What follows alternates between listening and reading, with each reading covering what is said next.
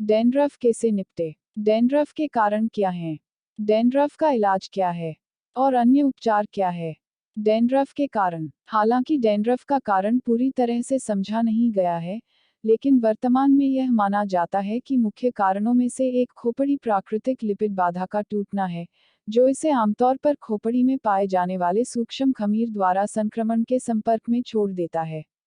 जब खमीर बढ़ जाता है, तो यह एक भड़काऊ प्रतिक्रिया की ओर जाता है जो खोपड़ी की कोशिकाओं को उच्च दर से मारता है, जो बदले में चिपचिपे पैच और गुच्छे में बंद हो जाता है।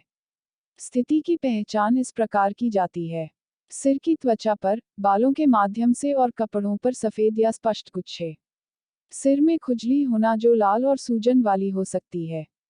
कुछ युवा किशोर पाते हैं कि जब वे युवावस्था में आते हैं तो उनमें रूसी हो जाती है क्योंकि नए त्वरित सीबम उत्पादन की चुनौतियों का सामना करने के लिए उनकी स्वच्छता की आदतें नहीं बदली हैं। तनाव, खराब स्वच्छता और खराब आहार खोपड़ी को रूसी के प्रति अधिक संवेदनशील बना सकते हैं। विशेष रूप से उच्च चीनी खाद्य पदार्थ खमीर संक्रमण को बढ़ाने के लिए जाने जाते हैं। गुच्छे को ढीला करने और खोपड़ी को रक्त की आपूर्ति को प्रोत्साहित करने के लिए बालों को नियमित रूप से ब्रश किया जाना चाहिए, जिससे संक्रमण के लिए प्राकृतिक प्रतिरक्षा प्रतिक्रिया में तेजी आएगी। डैंड्रफ का इलाज। कुछ आदतें हैं जिन्हें आप विकसित कर सकते हैं और प्राकृतिक उपचार जिनका उपयोग आप रूसी के इलाज के लिए कर सकते हैं। पोषण। आहार में चीनी की अधिकता किसी भी खमीर संक्रमण को बढ़ा सकती है। रूसी का इलाज करते समय सभी शर्करा और परिष्कृत स्टार्च का सेवन कम करने का प्रयास करें। क्लींजिंग। शैम्पू करते समय अपने सिर की उंगलियों से अच्छी तरह मसाज करें। यह किसी भी मृत त्वचा के गुच्छे को ढीला करने और हटाने में मदद करेगा और संक्रमण को जारी रहने से रोकने में मदद करेगा। अपने बालों को रोजाना तब तक धोएं जब तक कि संक्रमण साफ न हो जाए। कंडीशनिंग। बालों के सिरों पर ही सुरक्षात्मक बालों की स्थिति का प्रयोग करें। अपने स्कैल्प पर कंडीशनर लगाने से बचें जहां यह रोमछिद्रों को बंद कर सकता है और त्वचा के उपचार में बाधा उत्पन्न कर सकता है।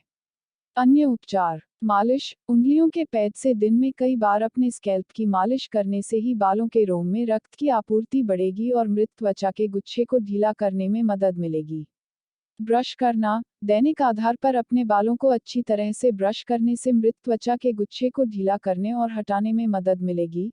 बालों के शाफ्ट के साथ सीबम के सुचारू प्रवाह में वृद्धि होगी और बालों के रोम में रक्त की आपूर्ति में वृद्धि होगी। बालों को ब्रश करने और संवारने के बाद हाथ धोएं।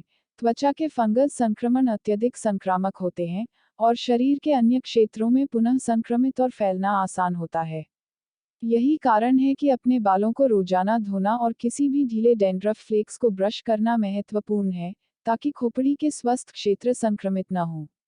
अपने बालों को ब्रश करने, मालिश करने और संवारने के बाद अपने हाथ धोने से भी पुनः संक्रमण या संक्रमण को रोकने में मदद मिलेगी। निम्नलिखित जड़ी बूटियों और पोषक तत्वों को रूसी संक्रमण को कम करने के लिए दिखाया गया है। रूसी के लिए प्राकृतिक आंतरिक उपचार। Alpha lipoic acid, vanadyl sulphate, gymnema sylvestre और क्रोमियम रक्त शर्करा के स्तर के सभी प्राकृतिक नियामक हैं। रक्त शर्करा के स्तर को सामान्य रखकर संक्रमण को रोकने में मदद कर सकता है।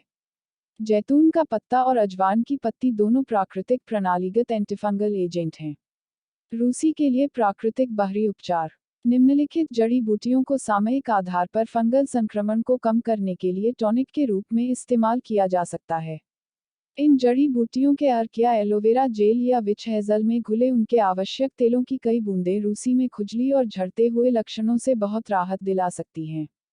टी ट्री ऑयल विशेष रूप से फंगल और बैक्टीरिया के संक्रमण के खिलाफ प्रभावी है।